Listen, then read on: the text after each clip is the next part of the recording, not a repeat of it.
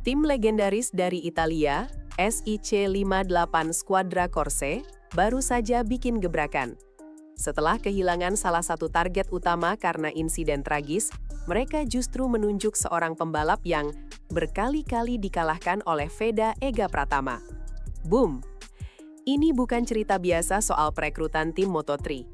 Ini adalah refleksi langsung dari betapa dominannya nama Veda di level junior Eropa. Tim milik Paolo Simoncelli, ayah mendiang Marco Simoncelli, akhirnya menjatuhkan pilihan kepada Leo Rammerstoffer. Bukan Denis Foggia, bukan Detweiler, tapi Rammerstoffer, pembalap yang hampir selalu kalah duel langsung dari Veda di Red Bull Rookies Cup dan Junior GP. Kalau tim legendaris sudah mengacu pada siapa yang pernah melawan Veda, maka jelas, tolok ukur baru Moto3 sudah lahir. Dan ya, dia dari Indonesia. Keputusan berat setelah insiden Detweiler. Sebelum kita bicara tentang Rammerstoffer, kita perlu tahu kenapa nama ini tiba-tiba muncul di daftar rider Moto3 2026. SIC58 sebenarnya mengincar Noah Detweiler sebagai tandem Casey O'Gorman. Tapi semuanya berubah drastis setelah Detweiler mengalami kecelakaan serius saat tes jelang GP Malaysia. Sebuah tabrakan keras dengan Jose Antonio Rueda membuat Detweiler harus mundur total demi memulihkan kondisi fisiknya. Artinya, kursi panas di tim Simoncelli mendadak kosong dan mereka harus cari opsi yang cepat, matang, dan bisa langsung tempur. Tapi dari sekian banyak nama, kenapa Rammerstoffer yang dipilih? Disinilah semuanya mulai mengerucut pada satu hal, data lintasan dan siapa yang pernah dilibas Veda.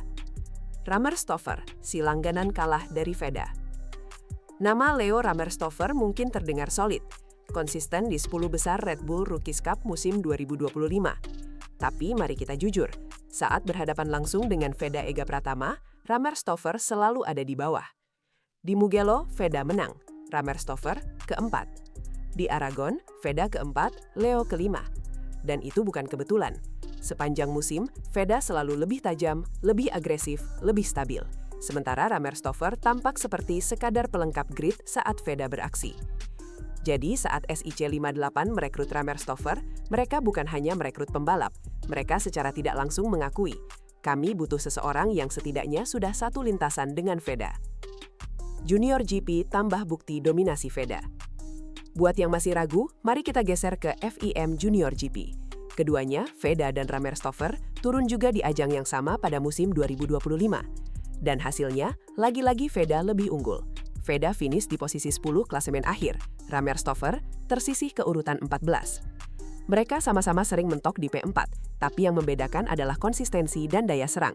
Veda lebih sering berada di grup depan, bertarung untuk podium, bahkan saat balapan penuh chaos. Leo, stabil, tapi jarang benar-benar mengancam. Jadi ketika perbandingan dilakukan di dua ajang berbeda dan hasilnya sama, kita bisa bilang satu hal dengan yakin, Veda bukan kebetulan. Dia konsisten jadi mimpi buruk para rival, termasuk Leo. Rammerstoffer juga kalah dari Ramadipa.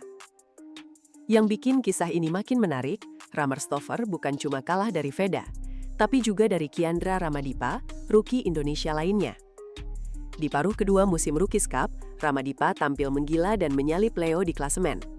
Ramadipa yang sebelumnya tenggelam di awal musim, justru menyalip banyak rider Eropa senior. Sementara Rammerstoffer, yang lebih senior dan berpengalaman, stuck di tempat.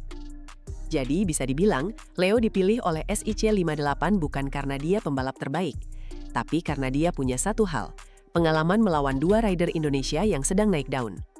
Dan dari pengalaman itu kita tahu, Veda dan Ramadipa lebih unggul. Performa Leo justru menegaskan kekuatan lawannya. Mengapa bukan Denis Foggia? Ini pertanyaan besar. Kalau memang butuh pembalap solid, kenapa bukan Denis Foggia? Dia 2 kali nyaris juara dunia Moto3, ex-rider VR46. Reputasinya tidak perlu diragukan. Tapi SIC58 tetap tidak ambil jalur veteran. Artinya jelas, mereka sedang bangun ulang tim dengan DNA baru. Fokusnya bukan nama besar, tapi siapa yang paling tajam sekarang. Dan meski Foggia punya CV mengilap, performanya di musim terakhir tidak meyakinkan. Mereka memilih pembalap yang lebih lapar, yang baru saja bergelut di level junior. Keputusan ini adalah pesan, era baru sudah datang, dan nama-nama seperti Veda kini punya pengaruh tak langsung dalam rekrutmen rider Eropa. Secara tidak resmi, Veda Ega Pratama kini jadi kompas buat tim-tim Moto3. Siapa yang pernah head-to-head dengan Veda? Siapa yang bisa bertahan saat duel dengannya? Siapa yang punya pengalaman melawan gaya balap agresif ala Gunung Kidul? Semua pertanyaan itu kini jadi standar analisis. SIC58 tidak bilang secara eksplisit, tapi pilihannya berbicara banyak. Mereka tidak asal tunjuk, mereka memilih berdasarkan referensi paling relevan. Siapa yang sudah berhadapan dengan Veda dan tidak roboh? Leo Ramerstorfer adalah contoh itu. Dan itu membuat kita sadar, Veda sekarang bukan sekadar rookie. Dia jadi ukuran, benchmark, standar baru Moto3 2026, rider yang pernah lawan Veda. Sekarang kita lihat trennya. Dalam grid Moto3 2026, hampir semua rider rookie yang lolos berasal dari ajang yang juga diikuti Veda, Red Bull Rookies Cup dan Junior GP. Bukan hanya Leo, tapi juga Brian Uriarte, Hakim Danis, bahkan Zen Mitani, rekan setim Veda. Semua pernah berada di lintasan bersama Veda. Dan ketika data lap, sektor, hingga duel head-to-head dibandingkan, Veda tampil sebagai salah satu yang paling kompetitif. Tim seperti SIC58, Leopard, bahkan Prustal GP, tampaknya sudah mulai pakai pola yang sama. Siapa yang pernah melawan Veda, sama dengan layak dipantau. Sinyal bahaya bagi rival. Karena kalau Veda adalah standar, maka levelnya sudah sangat tinggi. Efek domino bagi pembalap lain. Keputusan SIC58 memilih Leo juga memberi efek domino. Pembalap lain seperti Foggia harus melihat karirnya stagnan. Sementara talenta muda seperti Veda dan Ramadipa membuka peluang bagi rider-rider non-Eropa untuk jadi sorotan utama. Ini perubahan besar dalam peta perekrutan tim Moto3. Dulu yang dicari adalah pembalap dari Akademi Eropa besar. Sekarang, tim lebih tertarik pada siapa yang sedang tajam, bukan siapa yang terkenal.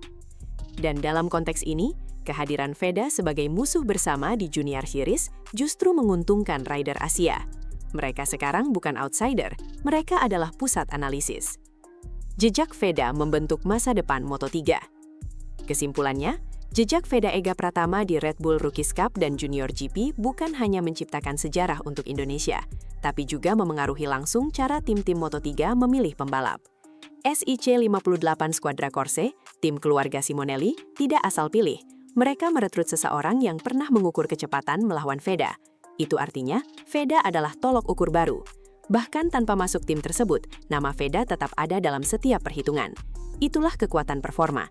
Itulah dampak nyata di lintasan. Moto3 2026 bukan hanya tentang siapa yang tercepat, tapi siapa yang pernah mencoba mengejar Veda dan gagal.